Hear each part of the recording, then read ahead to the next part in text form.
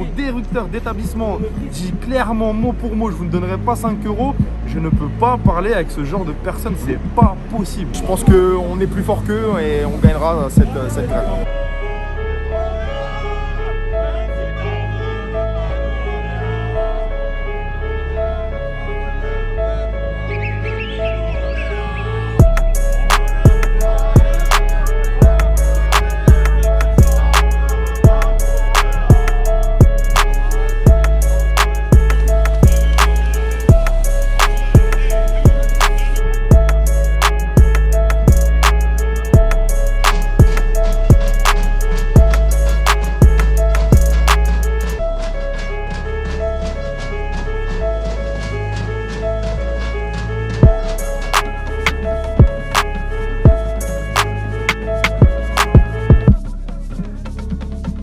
Écoute, là on est à la Frappole, sincèrement, il y en a marre. Il y en a marre, faut pas discuter avec monsieur Taon, je le dis, moi j'ai pas peur de le dire, Frédéric Taon, nous ne voulons pas discuter avec vous monsieur. Il faut passer par une voie au-dessus de vous. La direction, elle fait la sourde oreille, hein, comme depuis le départ. Elle nous fait passer pour les vilains petits canards qui veulent pas négocier, alors que d'entrée de jeu, on a voulu être gentil et avant même le premier jour de grève discuter avec elle. Elle nous a court-circuité en passant l'entreprise dès le départ. Et c'est ce qui nous a fait en gros débrayer d'entrée de jeu. Elle nous a pas fait confiance, elle nous a pris pour un petit peu pour des cons. Comme nous l'a dit notre cher directeur la semaine dernière, même 5 € je ne vous les donnerai pas. Ça veut dire qu'il a coupé le dialogue social dès qu'il a dit ça. On n'a plus envie de discuter avec lui. Le médiateur qu'ils ont envoyé aujourd'hui, on lui a très bien expliqué que notre directeur il n'était pas du tout ouvert à la négociation. Que sur le côté valoriser financièrement les agents qui travaillent dans des conditions sanitaires déplorables, il a dit que ça, il était hors de question. Où notre charmant directeur clairement ne veut rien nous laisser, quoi. Rien du tout. Rien du tout. Donc c'est tout, on continue. Il est jusqu'au boutiste, il est revanchard comme a dit Nordine. Dire à des agents après 4 mois, je te donnerai même pas 5 €, il prend les gens pour qui? Il croit qu'on fait quoi là? C'est une grève, on n'est pas en train de demander la charité à qui que ce soit. Et c'est pas son argent. La SNCF, elle n'est pas à son père, il va pas à la tirette avec sa carte bleue pour aller donner de l'argent à qui que ce soit. Il a une fiche de paye et il pose des congés comme tout le monde. Il est un salarié de la SNCF, donc c'est pas à lui la SNCF. Lui, c'est juste un intermédiaire, c'est un gestionnaire d'un établissement. Il est bon qu'à payer et à faire des chèques aux entreprises privées pour casser les grévistes. Encore là, on vient d'apprendre qu'ils ont mandaté une entreprise d'annonceurs sur les voies, 7 000 € la semaine. 7 000 € la semaine. C'est même pas le salaire d'un agent qui fait ça tout le mois. Vous imaginez, en une semaine, ils prennent 7 000 €. À quoi ils sont prêts avec l'argent du contribuable? Donc nous, on dit une chose est simple. On est prêt à négocier, discuter, mais il va falloir que la direction générale, elle prenne un peu sa responsabilité. On vous annonce que de toute façon, on ne prend pas en compte vos revendications principalement financières, parce que pour le reste, on nous écoute. On nous écoute et pour l'instant, il n'y a rien qui a changé. Moi, je n'ai pas vu de changement en 100 jours, il n'y a aucun changement. Maintenant, sur le côté financier, non, moi ça me travaille principalement parce que c'est là qu'on voit quand même qu'il y a un manque de respect envers ces agents qui sont là toute l'année dans ces conditions de travail et qu'on demande un petit dédommagement et une considération financière puisque on est quand même sur Paris. On a des contraintes autres qu'ailleurs, alors chacun a ses problèmes, mais là on a vraiment des problèmes de conditions de travail et que on ne voit même pas nous récompenser pour ça. Notre travail il est fait, nos conditions sont pas terribles, voilà. On nous dit que vous n'aurez même pas 5 €, vous n'aurez rien, voilà, c'est gênant. C'est gênant. Le moral il est bon, il n'y a pas de problème. Le moral, pas grave, le moral est bon, c'est avec notre direction directe qu'il est moins bon. Exactement. Nous on a toujours été ouverts au dialogue, on l'a toujours revendiqué. Voilà, c'est tout. Maintenant, si on doit passer au-dessus, on ira au-dessus. Monsieur Taon, les gens ne sont pas des menteurs. Vous n'aimez pas qu'on vous cite, mais on est obligé de vous citer. Parce que si aujourd'hui, on est à 4 mois de grève, c'est parce que vous l'avez voulu. Vous n'avez pas voulu entendre nos revendications, vous n'avez pas voulu entendre. Alors que vous êtes venu en mars 2020 ici. Vous étiez assis avec nous. Vous avez dit que vous étiez fiers de cette brigade. On n'entendait jamais parler que les crues étaient à jour, que tout était à jour. Et aujourd'hui, 1 an et 1 mois après, au bout de 4 mois de grève, on se retrouve dans une impasse avec vous, M. Taon, alors que ça aurait pu être très facile de discuter. Tant qu'il y a ce directeur d'établissement qui est lié au processus de négociation, la grève, elle continuera. Elle ne s'arrêtera pas en fait. Parce qu'il ne veut pas sortir de la grève. Parce que le lundi, il sanctionne et le mardi, il veut négocier. Le mercredi, il entrave et le jeudi, il veut négocier. Donc nous, on peut pas négocier avec quelqu'un qui use et qui a utilisé tout son pouvoir et qui a outrepassé tout son pouvoir patronal pour négocier l'issue d'une grève. On n'en veut à personne, à part à la direction, puisque impossible de discuter avec. 5 €, il nous donnera pas 5 ouais, €. voilà, 5 balles. Dites-vous ça, imaginez juste cette phrase sortir du DET. C'est la personne qui est le plus, dans notre hiérarchie, la plus haute. Même 5 €. Moi, fin du débat, Voilà, on ne veut pas discuter avec cette pas personne. de 5 €. On lâche pas, c'est pas grave, on gagnera quoi qu'il arrive. Non, mais voilà, pas de 5 €, sachant qu'on est les employés directs de la SNCF. Par contre, pour les sous-traitants, lâcher des sommes 7 000 astronomiques, € par semaine. on parle en milliers, voire centaines de milliers d'euros, là, il n'y a pas de souci. Donc maintenant, il faudrait qu'on m'explique par A plus B quelle est la stratégie de la direction.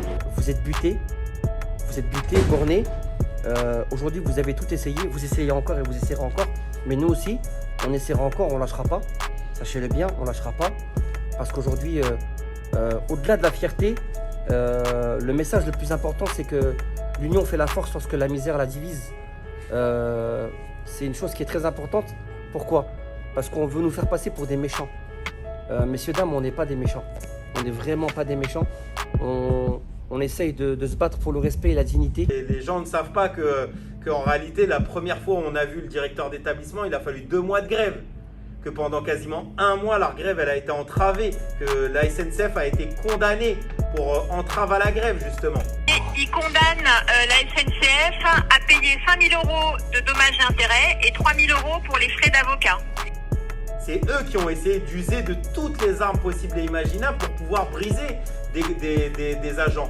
Qui sont quoi? C'est les uns et les autres, ils l'ont déjà dit avant moi. Ils travaillent dans des conditions de merde, ils travaillent dans des conditions insalubres. Ce sont les petites mains invisibles du rail.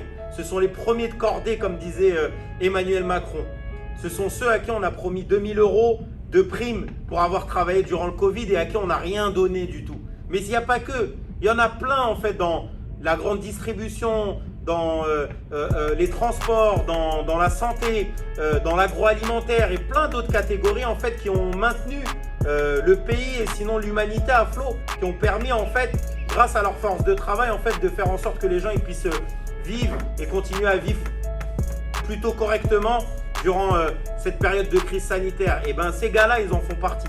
Sans trop des choses, ouais, les cheminots ils pensent qu'à eux. Non, notre combat en fait, faut comprendre aussi un truc. C'est pas que pour la SNCF, c'est pour tous ceux qui travaillent très dur. Il y a des personnes qui malheureusement ont très peu de choses dans la vie à part leur boulot et malheureusement sont brimées au boulot. Et ce combat-là, c'est aussi pour elles, ces personnes-là. Le patron, il est rien sans employés. Il faut vraiment qu'on avance tous de concert ensemble. Il y a beaucoup trop de gens qui souffrent. C'est pas que la SNCF seulement.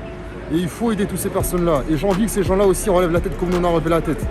Et eux, là, derrière moi, ils sont en train de démontrer que oui, lorsque on n'a que sa force de travail pour pouvoir vivre, et ben lorsqu'on arrête et qu'on pose la caisse à outils, et ben derrière, tu peux être le plus grand des patrons, tu sais pas faire leur boulot. Et il y a une symbolique, et c'est pour ça que cette grève elle va aller loin et elle va gagner. Et qu'elle va donner du baume au cœur à plein de gens. Il y a un camarade, Rudy, il n'est pas là, mais il y a toujours cette phrase que je cite. On vient redonner de l'espoir à ceux qui ont perdu espoir. Parce qu'ils savent très bien, et nous on espère que dans cette période de crise sanitaire, de crise économique, dans laquelle on a nos camarades de Grand Puy qui subissent un plan social, des camarades de Sanofi qui subissent un plan social, des camarades à Bridgestone dont l'entreprise a été fermée. Et il y en a plein. Il y a eu plus de 800 plans sociaux. Il y a eu plus de 900 000 chômeurs depuis rien que le 1er mars, depuis le début de la crise du Covid en France. On est conscient de ça. Et cette grève-là, elle vient mettre une détermination, un impact, elle vient mettre un grand coup de pied dans la fourmilière, non pas uniquement de la SNCF, non pas uniquement de l'Infrapôle Paris-Nord, mais en réalité de l'ensemble de notre camp social, l'ensemble de la classe ouvrière en fait. J'espère surtout que ma grève elle donnera envie à la France d'en bas, qui galère, qui compte pas ses heures, qui travaille jusqu'à perdre sa tête, à vraiment relever la tête cette fois-ci et vraiment avancer. Je vais donner du courage aux gens. J'invite vraiment tous les agents SNCF à nous voir pour qu'on puisse simplement leur raconter ce qui se passe. Parce que c'est quelque chose qui va nous rattraper très très vite. Les gars, c'est mouillé.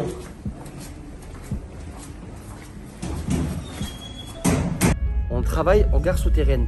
L'endroit, le lieu, il y a une spécificité par rapport à ce lieu. Et ce lieu, c'est sur ça où on a réclamé, nous, une prime. Donc quand on nous dit on ne peut pas vous donner une prime, parce que si on vous donne une prime, demain, tout le monde nous demandera. Tout le monde n'a pas de tunnel, tout le monde n'a pas les mêmes conditions de travail qu'ici à Gare du Nord. Effectivement, il y a des rats partout, il y a de la pisse partout, malheureusement, oui. Il y a de l'insalubrité partout, c'est vrai, certes, mais nos conditions de travail aujourd'hui, qui sont liées à la particularité de Gare du Nord, il n'y en a pas partout.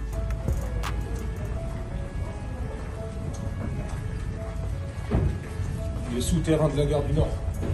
Bienvenue dans le Guerrier. Il faut savoir que nous, déjà en gare soute, été ou hiver, il fait chaud. C'est très chaud, c'est dans le tunnel en bas, il fait chaud. Donc l'été, je vous laisse imaginer. Je ne veux pas dire de bêtises, mais je pense que ça doit avoisiner peut-être les 30-35 degrés. Donc il est venu, voilà, comme ça, en sueur. Nous, on a l'habitude, hein, même si on a chaud aussi, mais voilà, il est venu en sueur.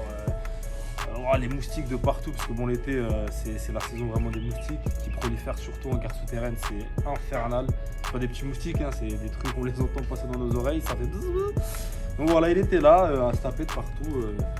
Et lui-même le voit, enfin, c'est ça qui me dépite, c'est qu'il est venu en fait. C'est pas comme si il était jamais venu en fait. Voir le mépris sur lequel on subit, en fait, c'est le mépris en fait, que tous les ouvriers en France subissent. Quoi. En fait, t'es bon qu'à taper, t'es bon qu'à porter, t'es bon qu'à la manute, t'es bon qu'à gratter. Et voilà, quoi. En gros, t'es ouvrier, t'es sur le terrain, t'as pas de cerveau, tu dois exécuter. Quoi. Donc c'est ce mépris-là qui moi, me dégoûte en fait. Quoi. Avant la grève, faut dire ce qu'il y a, on était une brigade, on faisait pas parler de nous, on était là, on faisait notre travail, on emmerdait personne. Tous les chantiers s'étaient rendus à l'heure.